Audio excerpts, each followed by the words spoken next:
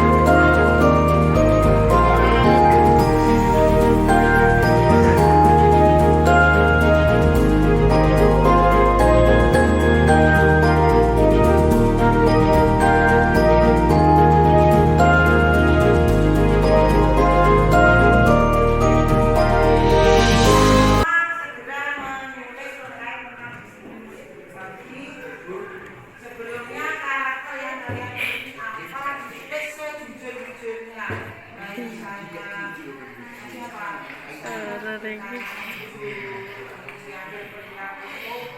Itu kalian tulis semuanya, jangan dibuang. Yuk, segera dilakukan.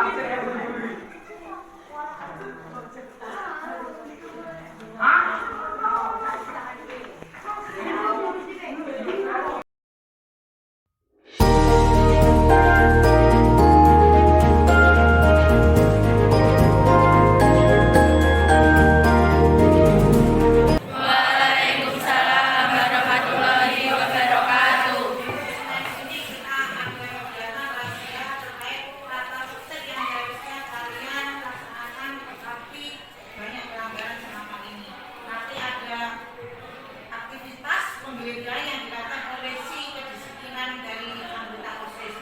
Jadi semua yang ada di dalam kelas tolong nanti dikeluarkan biar dilihat oleh bagian kedisiplinan. Paham? Untuk yang baca kecuali yang silakan OSIS untuk melakukan aktivitas.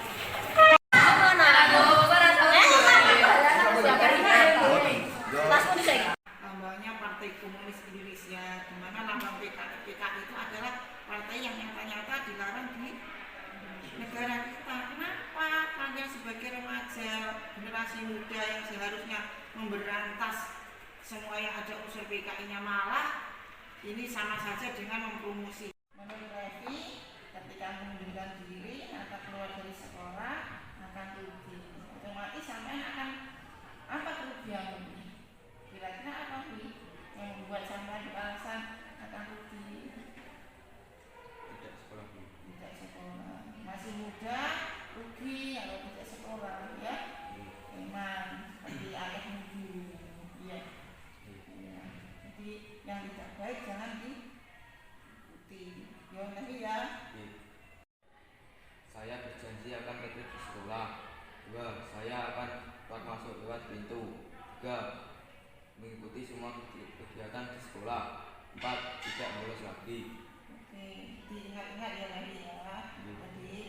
upaya yang ke depan supaya kamu kelihatan atau menjadi berubah, empat-empatnya ini harus dipenuhi ya. Coba Levi sekarang tanda tangan bukti membuat perjanjian seperti ini.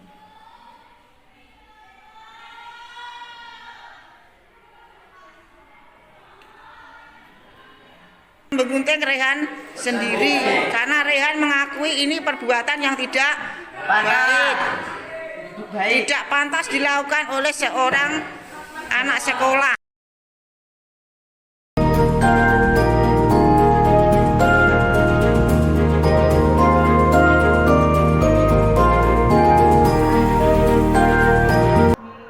Integrasikan dengan pelajaran misalnya prakarya atau apa itu mungkin bisa kegiatannya disisipkan di situ. Jadi untuk kelas 7 nanti saya titipkan ke Bunda Ayu di proyeknya Ibu. Oke, siap. Jadi nanti panjenengan buat kesepakatan kelas. Ya, waktu proyek. Oke, siap. Sesuai materi atau Kesepakatan kelas itu keyakinan kelas Pak. Intinya setiap kelas itu membuat kira-kira nilai positif apa, nilai kebaikan apa yang disepakati di sekolah itu. Kemudian nanti ketika tidak melaksanakan ketika di proyek karena waktu proyek itu kan peluang anunya banyak. Kemudian untuk kelas 8 dan 9 nanti wonten pelajaran prakarya panjenengan aja anak-anak itu untuk membuat kesepakatan kelas ya Bu. Oke. lalu apakah gini Bu? Pak. Apakah itu oke? Keluar atau meninggalkan kelas izin guru mata pelajaran semacam itu kita tuliskan dan itu kita sepakati bersama. Jadi anak-anak itu seandainya melakukan hal itu ya harus ikut kesepakatan itu. Umum ya Pak. Jadi umum itu semua mapel bisa melaksanakan hal itu. Semua proyek yang saat ini ya.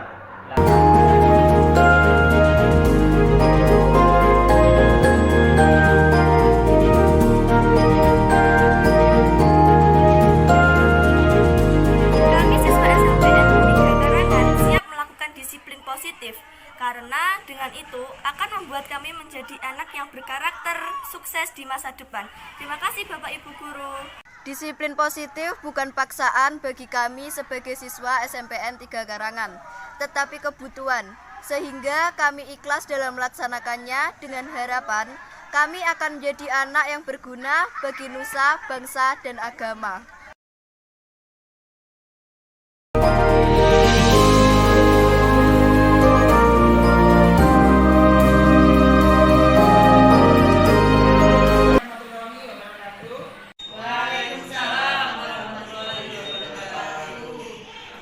Terima kasih kami ucapkan kepada Bapak Ibu yang pagi hari ini telah hadir dalam acara diseminasi modul 1.4 dalam rangka pendidikan calon guru penggerak angkatan 5. Lalu topik yang akan saya sampaikan pada pagi hari ini yang pertama yaitu disiplin positif dan nilai-nilai kebajikan universal. Yang kedua, teori motivasi, hukuman dan keberadaan serta eksekusi. Yang ketiga, keyakinan kelas. Yang keempat, kebutuhan dasar manusia. Yang kelima, posisi kontrol. Dan yang terakhir, konstitusi. Teori motivasi, hukuman, dan penghargaan serta restitusi. Motivasi. Menurut Diana dosen, ada 3 motivasi atas segala perbuatan manusia. Yang pertama, karena untuk menghindari ketidaknyamanan atau hukuman. Kemudian motivasi yang kedua, untuk mendapatkan imbalan atau penghargaan dari orang lain. Yang ketiga, untuk menjadi orang yang mereka inginkan dan menghargai diri sendiri dengan nilai-nilai yang mereka percaya. Dari 3 motivasi ini, yang paling tinggi tingkatannya yaitu yang ketiga, yaitu diharapkan kita sebagai manusia itu melakukan sesuatu karena semata-mata ingin menjadi orang yang mereka inginkan atau yang kita inginkan dengan nilai-nilai yang kita yakini, kepercayaan. Sekarang ini sesuai dengan filosofi Ki Hajar Dewantara sebagai guru, kita hendaknya menuntun anak sesuai dengan kodrat didik kita akan mencapai kebahagiaan baik sebagai manusia maupun sebagai anggota masyarakat.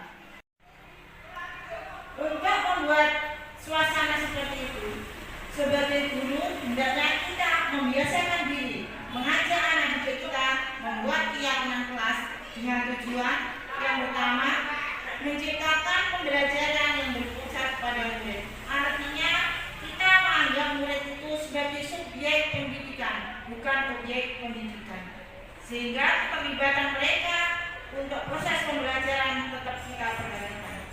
Kemudian yang kedua, tujuan keyakinan kelas memunculkan keterlibatan murid dalam menentukan kelas yang diimpikan, sehingga murid akan lebih bertanggung jawab akan keputusan yang mereka buat bersama-sama. Ada tujuan yang ketiga, yaitu menumbuhkan komunikasi efektif antara murid dan guru. Jadi Bapak Ibu guru, marilah kita biasakan sebagai guru kita membuat keyakinan kelas. Barangkali kita bisa mulai membuat ini di awal semester atau mungkin juga di awal tahun. Kemudian sesekali di tengah-tengah pembelajaran kita mengingatkan kepada anak didik kita terkait dengan keyakinan kelas dan konsekuensi ketika mereka tidak melaksanakan keyakinan kelas yang sudah kita sepakati. Mungkin seperti itu, nanti bisa dilanjutkan di tanya jawab. Pada dasarnya, anak murid kita itu atau kita sebagai manusia dalam melakukan sesuatu itu untuk memenuhi kebutuhan dasar manusia. Di situ ada 5 kebutuhan dasar manusia yang sehingganya harus dipenuhi. Yang pertama yaitu bertahan hidup, kemudian yang kedua kesenangan, yang ketiga kebebasan, yang keempat kasih sayang dan rasa diterima, yang kelima penguasaan. Kita sebagai guru sering memerankan posisi sebagai penghukum. Adapun ciri dari seorang penghukum biasanya menggunakan hukuman fisik maupun verbal. Orang-orang yang menjalankan posisi penghukum senantiasa mengatakan bahwa sekolah memerlukan sistem atau alat yang dapat menekan murid-murid lebih dalam lagi. Misalnya kata-kata yang sering kita gunakan ketika kita mengambil posisi seperti ini, patuhi aturan saya, atau awas jika kalian tidak mematuhi. Saya hukum loh nanti. Terus 10 kali, lari-lari, bersihkan kamar mandi. Jadi mungkin saya sendiri sering menggunakan posisi kontrol sebagai penghukum, karena mungkin kita beranggapan posisi ini paling cepat memberikan efek juga.